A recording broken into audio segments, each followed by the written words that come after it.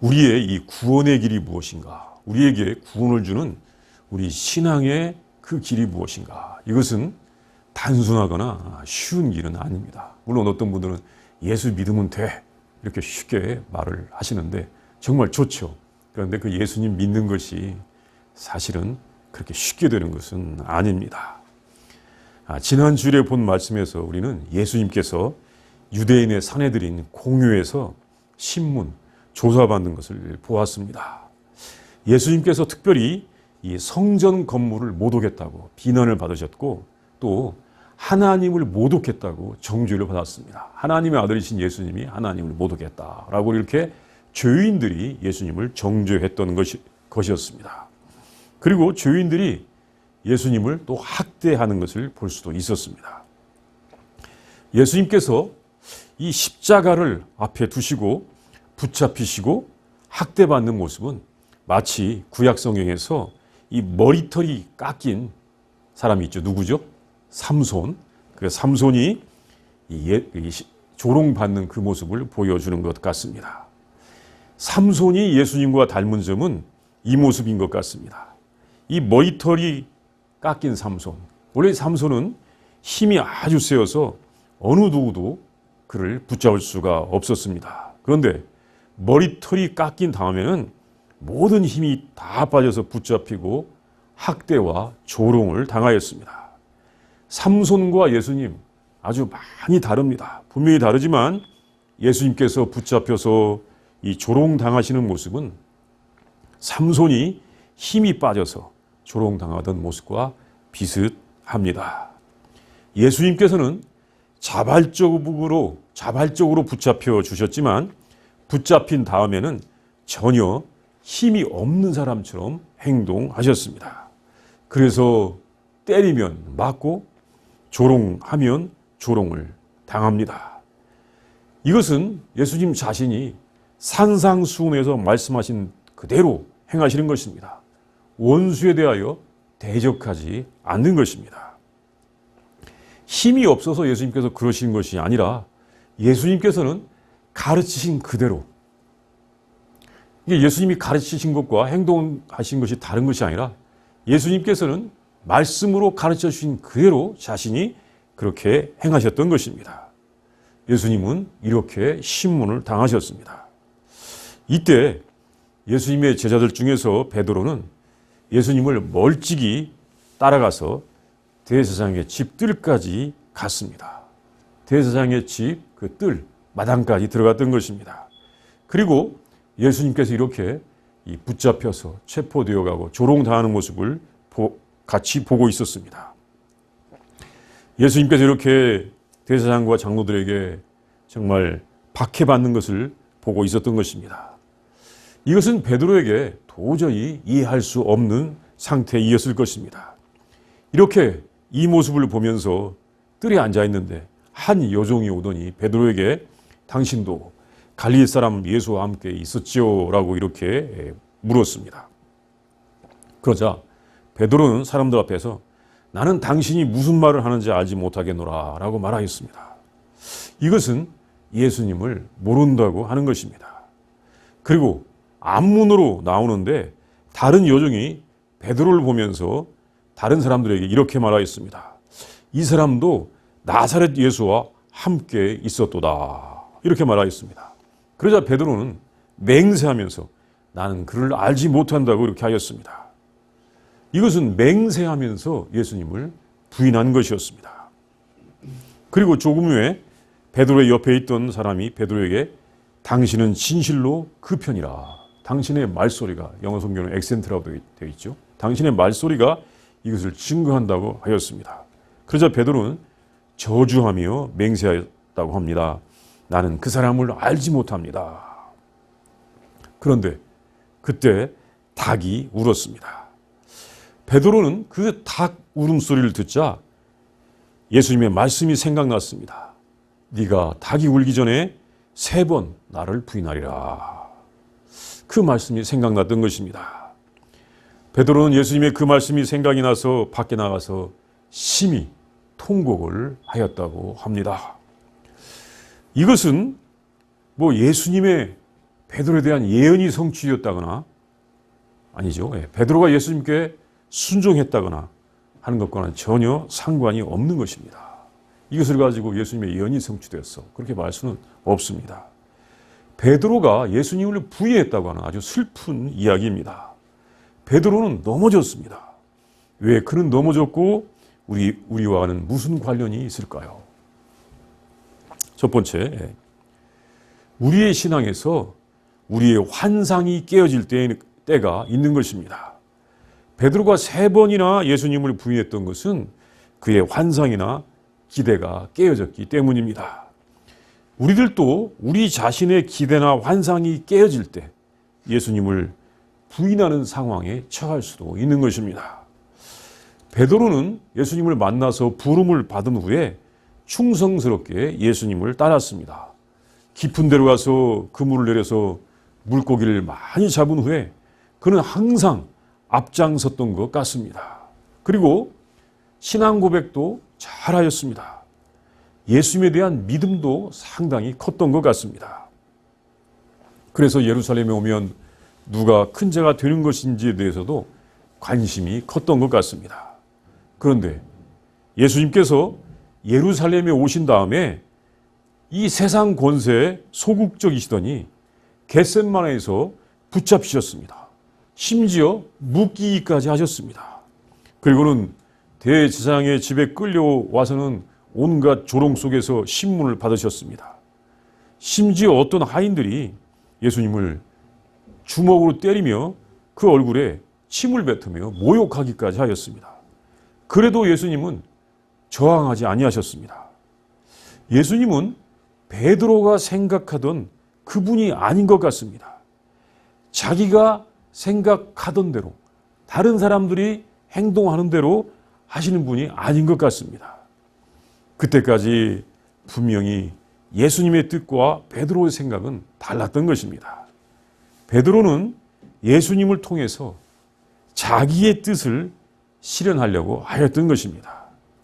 예수님께서 하나님의 나라를 말씀하셨어도 베드로가 그것을 제대로 이해했던 것은 아니었습니다. 베드로는 그때까지도 이 땅의 나라에 속한 자기의 기대가 있었는데 지금 예수님께서 하시는 모습을 보니까 그것이 아니었습니다. 베드로가 예수님을 부인하는 것은 그 베드로가 가졌던 환상이 깨어지기 때문이었습니다. 자기가 지금까지 환상 속에 살았구나, 내가 예수를 통하여 뭔가를 얻으려고 했다고 하는 그 환상 그 속에 살았다는 것을 깨닫는 것이었습니다. 우리들도 예수님을 믿는 그 순간부터 우리 예수님께서 말씀하신 하나님의 나라를 믿고 받아들이는 것은 아닙니다. 처음부터 하나님의 뜻에 순종하여 제가 하나님의 다스림을 받고 살겠습니다라고 하면서 교회 생활을 시작하는 것은 아닙니다. 처음에는 자신의 뜻을 이루려 하면서 예수님을 믿는다고 고백합니다. 그런데 어느 때부터 예수님께서 자기가 생각했던 자기의 꿈을 이루어 주시는 분이 아니라는 것을 알게 되는데 그때 예수님을 부인할 수도 있는 상황이 되는 것입니다. 베드로에게 이런 상황이 온 것입니다. 그런데 이제 우리와 이 베드로의 다른 점은 우리는 예수님께서 십자가에서 죽으시고 부활하셨다는 것을 이미 알고 예수님을 믿는 것입니다. 베드로는 이것을 모르고 예수님을 따랐습니다. 그래서 예수님께서 순환을 당하시고 십자가에서 죽으신다는 것을 몇 번 그 말씀을 하셨어도 그가 받아들이기 힘든 것이었습니다. 우리는 이미 예수님께서 죽으시고 부활하셨다는 것을 알지만 나의 꿈과 하나님의 뜻이 다를 때, 내가 가졌던 꿈과 하나님의 뜻이 다를 때 그것을 받아들이기가 쉽지 않은 것입니다. 역시 환상을 깨야 한다는 것, 그것은 마찬가지입니다. 우리가 하나님 나라의 백성이 되기 위해서는 자신의 환상을 깨는 그런 과정이 꼭 필요한 것입니다. 두 번째, 예수님을 모른다고 부인하는 것은 예수님과 관계가 없다고 하는 것입니다. 예수님과 더 이상 이제 교제하지 않겠다는 것입니다. 베드로가 이 자신의 환상이 깨지면서 예수님께서 이 대제사장들과 서기관 등 이 박해자들에게 이 조롱을 당하는 중에 여종들이 그에게 예수님과 한편이라고 하자 베드로는 예수님을 모른다고 부인하였습니다. 처음에는 부인하다가 두 번째는 맹세하며 부인하다가 세 번째는 저주하며 맹세하며 부인하였습니다. 베드로가 많이 두려워하던 상황이기도 합니다. 사실 조금 전까지 예수님께서 체포되실 때까지만 해도 베드로는 전혀 두려워하지 않았습니다. 칼을 빼서 휘두르면서 저항하면서 얼마든지 그들을 다 제압할 수 있다고 그렇게 생각하던 용맹스러운 베드로였습니다. 그런데 이제 두려워해진 것 같습니다. 두려워하는 것 같습니다. 그래서 그는 예수님과 자신은 관계가 없다고 그렇게 선언하였습니다. 맹세를 하였습니다. 아주 큰 잘못입니다. 우리의 신앙은 관계 속에서 이루어지는 것입니다. 예수님과 베드로는 스승과 제자의 관계 또는 구세주와 그의 백성의 관계에 있었습니다. 우리가 이 믿는다는 것은 교제를 하면서 관계를 맺는 것입니다. 이 믿는다, 이것은 관계 언어죠. 내가 하나님을 믿는다. 나는 지금 하나님과 관계를 맺는다. 이것입니다. 믿음은 서로 관계가 있는 것이고 부인하는 것은 관계가 없다는 것입니다. 예수님과 우리는 구세주와 그의 백성과의 관계에 있습니다. 예수님은 우리를 알고 우리는 예수님을 아는 것입니다. 우리는 예수님과 깊은 관계를 맺도록 항상 노력해야 하는 것입니다. 어느 정도 깊은 관계냐면 심지어 하나가 되어야 하는 관계입니다. 우리의 신앙이 잘 발전하면 예수님과 하나가 되는 것입니다. 예수님과 하나가 되는 것. 이것은 요한복음 17장 23절에서 우리에게 전해주는 말씀입니다. 그리고 우리는 사탄과는 관계가 없습니다. 사탄과는 교제하지 않습니다. 사탄은 우리에게 아무리 다가와서 우리를 알려고 할지라도 우리는 사탄은 알지 못하는 것입니다. 베드로가 예수님을 알지 못한다고 부인하는 것은 3년 동안이나 예수님과 교제를 하고 선생과 제자로서 함께 있었지만 그것이 아니라고 관계를 부인하는 것입니다. 이것은 예수님과 자신은 더 이상 아무런 관련이 없다고 그렇게 하는 것입니다. 참으로 안타까운 일이었습니다. 세 번째, 예수님을 부인하지 아니하려면 예수님이 누구신지, 우리의 구원의 길이 무엇인지를 알아야 합니다. 우리가 이 교회에 오고 또 믿음의 길에 왔지만 제대로 알지 못하면 예수님을 부인할 수 있는 것입니다. 예수님이 자기의 뜻을 이루어주는 분으로 알기만 한다면, 어떤 사람들 예수님은 자기의 뜻을 이루는 분으로 알아요. 그래서 이 뜻이, 사람들의 뜻이 상충될 때는 거기에 대하여 더 이 공을 많이 들이는 사람의 뜻을 이루어준다, 이렇게 또 생각하는 사람이 있습니다. 그 이 주님의 뜻이 아닐지라도 그렇게 생각하는 사람들이 정말 있는 것을 보았습니다. 이렇게 예수님을 자기의 뜻을 이루어주는 분만으로 안다면 그것이 하나님의 뜻이 아니기 때문에 그 뜻이 이루어지지 아니할 때 예수님을 부인할 수가 있는 것입니다. 우리의 구원의 길은 대부분 자기의 뜻이 이루어지는 것이 아니라 하나님의 뜻이 이루어지는 것입니다. 우리 예수님께서도 아버지여 나의 원대로 마시옵고 아버지의 원대로 되기를 원하나이다. 이렇게 그 겟세마네 동산에서 기도하시면서 우리에게 참다운 기도의 모습을 보여주셨듯이 우리 구원의 길은 우리의 뜻이 궁극적으로 이루어진 것이 아니라 하나님의 뜻이 이루어지는 것입니다. 하늘에서 이루어진 하나님 아버지의 뜻이 땅에서도 이루어지는 것입니다. 또 우리가 영광만을 받는 것이 아니라 때로 고난도 받아야 할 때가 있습니다. 그리고 그렇게 하는 것이 더 유익하고 하나님의 사랑이면서 은혜인 것, 그것을 알아야 하는 것입니다. 고난이 없이 예수님을 믿으려고 하다가는 고난이 올 때 예수님을 부인할 수도 있는 것입니다. 그리고 우리가 이 예수님을 부인하지 않으려면 대신에 누군가를 부인해야 합니다. 우리가 예수님을 부인하지 않고 끝까지 가려면 누군가를 부인해야 됩니다. 누구입니까? 그것은 자신을 부인하는 것입니다. 예수님께서 마태복음 16장에서 이렇게 말씀하셨습니다. 이에 예수께서 제자들에게 이르시되 누구든지 나를 따라오려거든 자기를 부인하고 자기 십자가를 지고 나를 따를 것이니라.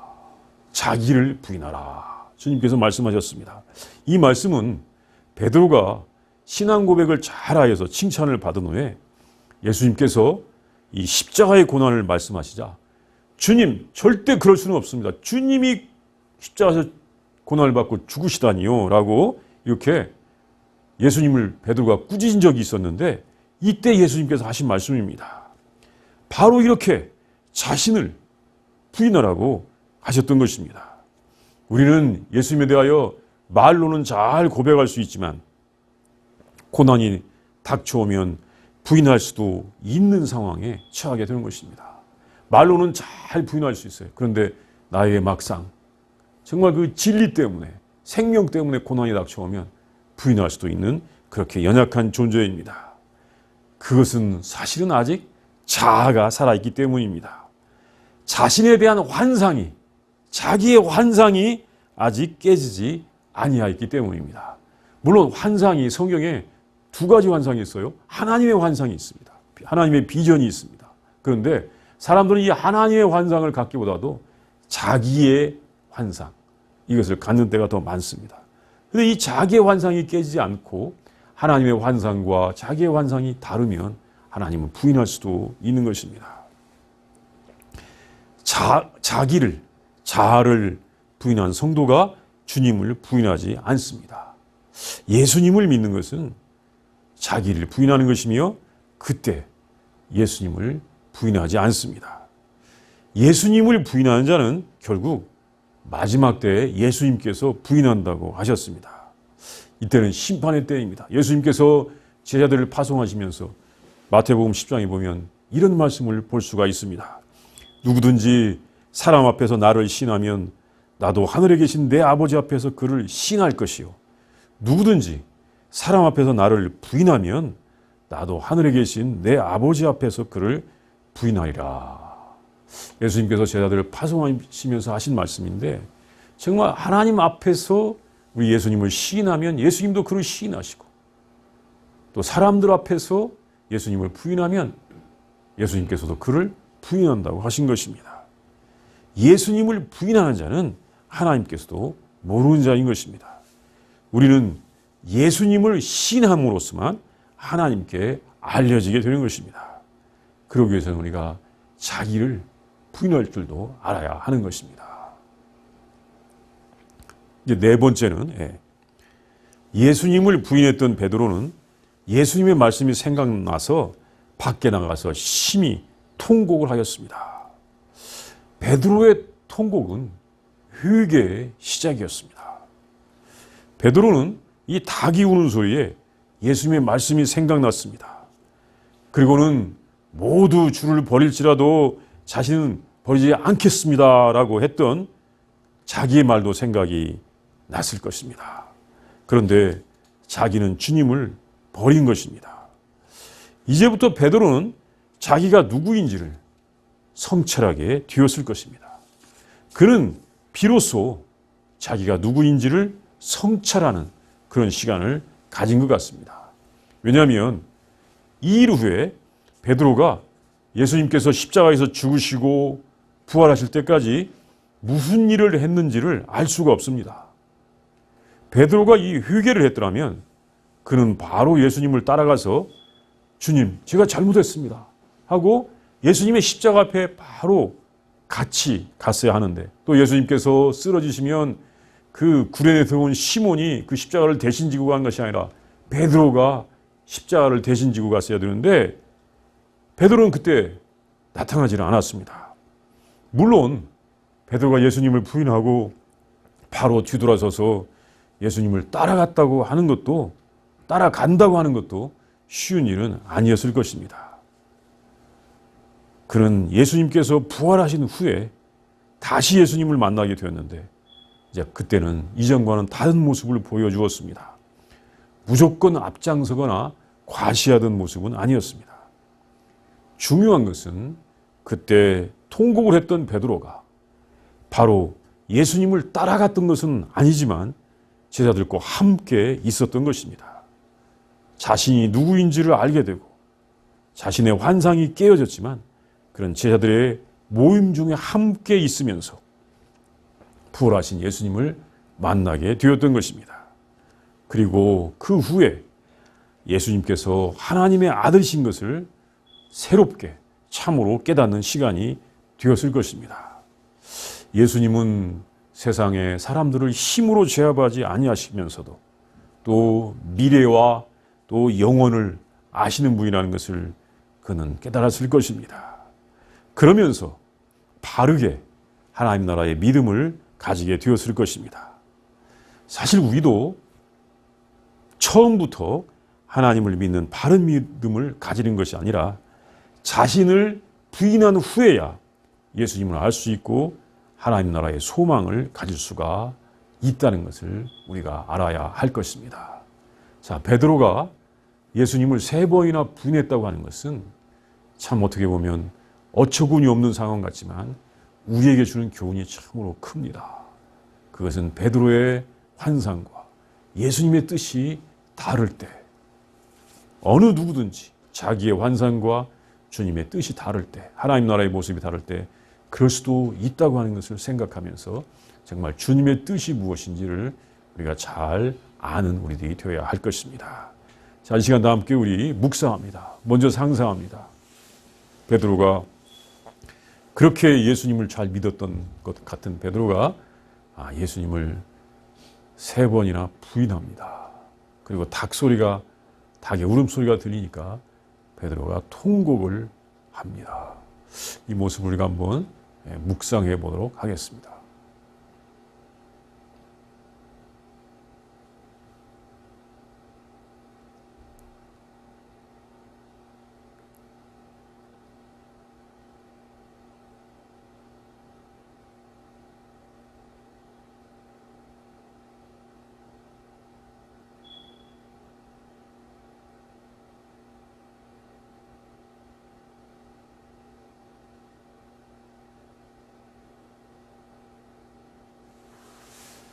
하나님 아버지, 예수님을 통하여 구원의 참된 길을 알려주시니 진심으로 감사합니다.